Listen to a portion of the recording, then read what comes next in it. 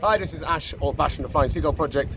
I wanted to give you an update here from Greece. So it's been a crazy first few weeks.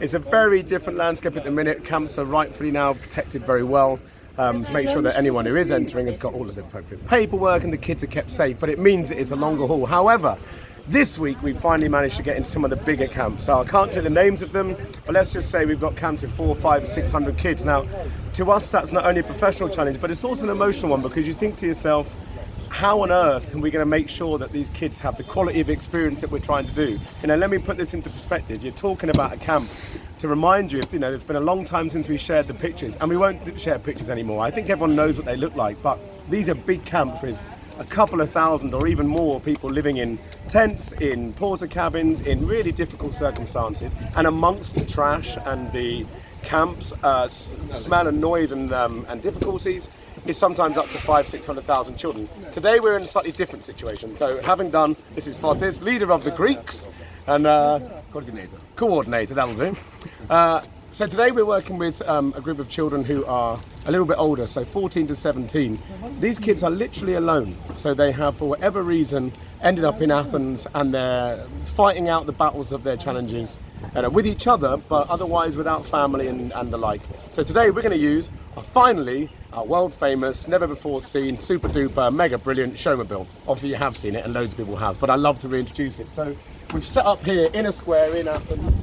We've got the Showmobile ready to go. We've got an amazing team of Greek performers who have joined the Seagulls and in collaboration from Dynamo Circus. So we've got Dynamo, we've got Seagulls, we've got Sea Clowns, and what we've got is a lot of energy and some kids coming who deserve a good time. So I kind of want to just touch on one last thing, which is that the shows in the camps for the last weeks have been, it's like a bittersweet thing. I've talked about this before. It's a bittersweet pill. So lots of the kids we had to say goodbye to in Samos. You know, when COVID happened, we had our Cirque de Samos operation. It'd been 6 months of the same kids every day.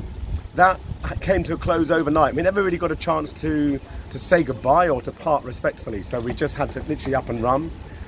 We're seeing all of those kids in the camp. So when I say it's bittersweet, it's sweet because these kids meant the world to us, and we meant the world to them, and we had this wonderful project where they felt all the things they should, which is safe and valuable, and that they mattered to us and to people.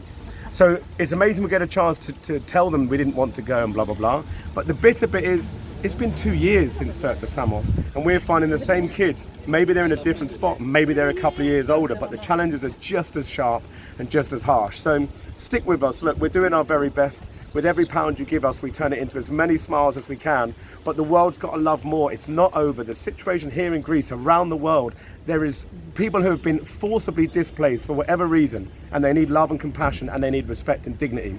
We're trying to do that in our way for the kids, but we must never shut the doors, and we must never think that in some way it's over. It's never over until everyone is safe and everyone feels good. We're doing our best. Stick with us, and nothing but love. One of them, love, love, love. We'll catch you soon.